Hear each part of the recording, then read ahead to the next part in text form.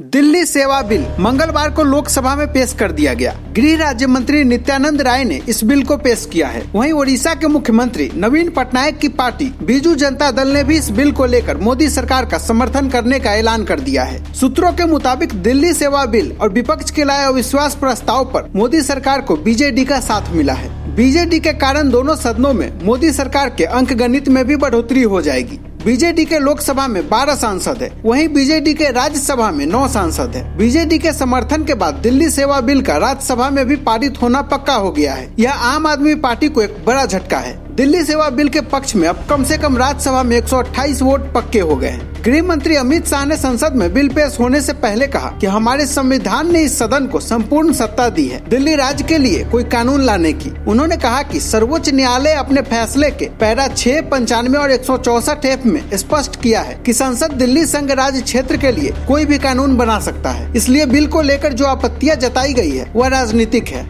वहीं अधीर रंजन चौधरी ने कहा कि यह बिल संघीय सहकारितावाद की अवधारणा का उल्लंघन है। यह सुप्रीम कोर्ट के आदेश के खिलाफ है। यह बिल दिल्ली एलजी की शक्तियों का विस्तार करने के लिए है। वहीं आरएसपी नेता एनसी मुंशी प्रेमचंद्रन ने भी बिल का विरोध करते हुए कहा कि यह बिल संघीय ढांचे के खिलाफ है। यह विधिवत निर्वाचित सरकार से निर्णय लेने की प्रक्रिया को छीन रहा है। बता दें कि आम आदमी पार्टी समेत कांग्रेस, टीएमसी, एआईएमआईएम इस बिल का विरोध कर रही है। लेकिन दूसरी तरफ दिल्ली सेवा बिल का जहां कांग्रेस विरोध कर रही है, वहीं उन्हीं की पार्टी के एक नेता संदीप दीक्षित इसके सपोर्ट में हैं। उन्होंने कहा है कि दिल्ली का जो दर्जा है उस हिसाब से इस अध्यादेश को पास होना चाहिए, जिसमें कोई गलत बात नहीं है। अगर दिल्ली को शक्ति देनी है तो इसे पूरा राज्य बनाए। यह अध्यादेश उन्हीं शक्तियों का बंटवारा उसी तरह कर रहा है जो दिल्ली के संवैधानिक संशोधन और दिल्ली अधिनियम की मूल भावनाओं में था। इसलिए इस बिल का विरोध करना गलत है। उन्होंने कहा कि हम सभी को पता है कि लोकसभा में बीजेपी के पास बहुमत है। ऐसे में यह बिल निचले सदन में बिल्कुल पास होगा। यह बिल दिल्ली की स्थिति के मुताबिक है। मैं बार बार इस बात को उठा रहा हूँ। अरविंद केजरीवाल ने अकेले इंडिया गठबंधन को गलत समझाया है तो ठीक है, कोई बड़ा गठबंधन गलत समझ ले तो मैं कुछ नहीं कर सकता। दरअसल लोकसभा में मोदी सरकार बहुमत में है। बीजेपी के पास 301 सांसद है, एनडीए के पास 333 सांसद है, वहीं पूरे विपक्ष के पास कुल मिलाकर 142 सांसद है। सबसे ज्यादा 50 सांसद कांग्रेस के हैं। ऐसे में लोकसभा में दिल्ली अध्यादेश पर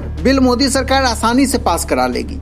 राज्यसभा में बीजेपी के 93 सांसद है, जबकि सहयोगी दलों को मिलाकर यह 105 हो जाता है। इसके अलावा बीजेपी को 5 मनोनीत और 2 निर्दलीय सांसदों का समर्थन मिलना तय है। ऐसे में बीजेपी के पास कुल 112 सांसद हो जाएंगे। हालांकि ये बहुमत के आंकड़े से 8 सांसद कम है। वहीं विपक्षी दलों के पास 105 सांसद हैं। बीजेपी को बीएसपी, जेडीएस और टीडीपी के एक सांसदों से भी समर्थन की उम्मीद है। हालांकि इसके बावजूद बीजेपी को बीजेडी या वाईएसआर कांग्रेस के समर्थन की जरूरत है। दोनों के राज्यसभा में 9 सांसद हैं और दोनों ही दलों ने बिल पर केंद्र का समर्थन करने का फैसला किया है। ऐसे में बीजेपी को आसानी से इस सदन में बहुमत मिल जाएगा।